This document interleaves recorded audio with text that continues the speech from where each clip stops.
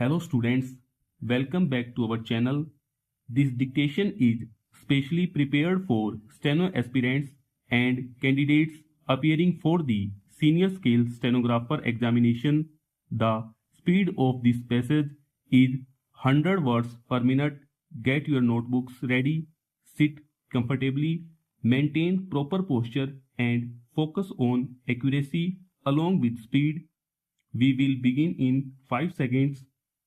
5, 4, 3, 2, 1, start.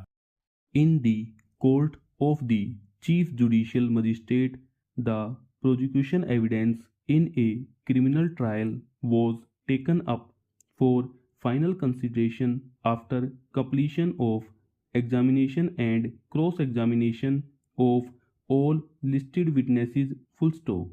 Learned counsel for the accused submitted that the prosecution had failed to establish the essential ingredients of the alleged offense and that the evidence on record was insufficient to sustain a finding of guilt.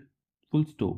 It was argued that several witnesses had turned hostile and that their testimonies lacked consistency regarding the sequence of events leading to the alleged incident. Full stop. The defense emphasized that the complainant's version had undergone significant changes at various stages of investigation and trial, thereby casting doubt upon its reliability. Full stop. Particular attention was drawn to contradictions between the initial complaint, the statement recorded under statutory provisions, and the testimony given before the court. Full stop. It was submitted that such inconsistencies were not minor discrepancies but material deviations affecting the credibility of the entire prosecution narrative. Full stop. The court was urged to carefully examine whether the prosecution had discharged its burden of proof beyond reasonable doubt. Full stop. Stanza. On the other hand, the learned assistant public prosecutor contended that despite minor variations, the core allegations remained consistent and were supported by independent witnesses as well as documentary evidence. Full stop. It was argued that hostile witnesses did not automatically invalidate the prosecution's case if portions of their testimony corroborated other reliable evidence. Full stop.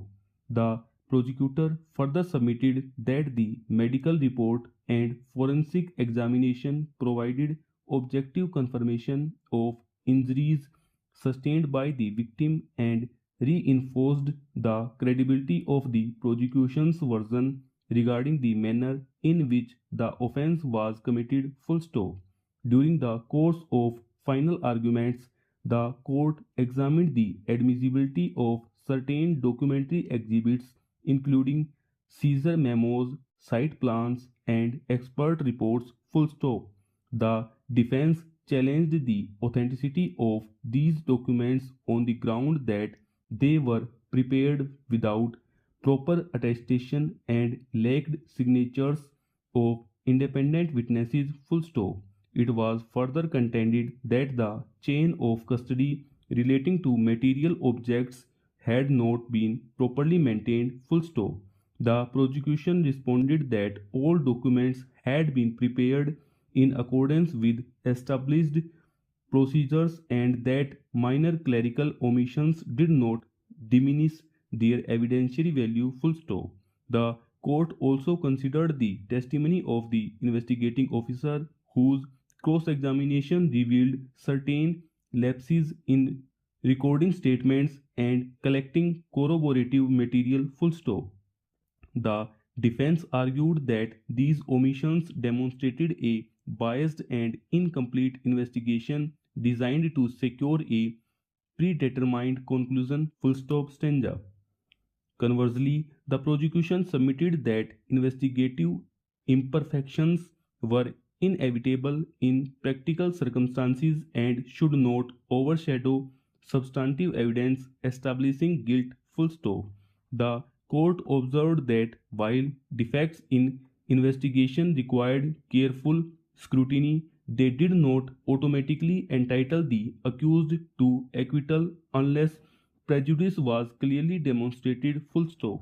Another significant issue concerned the admissibility of electronic communications allegedly exchanged between the accused and the complainant prior to the incident, full stop. The prosecution relied upon certified copies of digital messages and call records to establish motive and prior interactions, full stop. Counsel for the accused argued that the certification was defective and that the electronic devices had not been subjected to independent forensic analysis, full stop.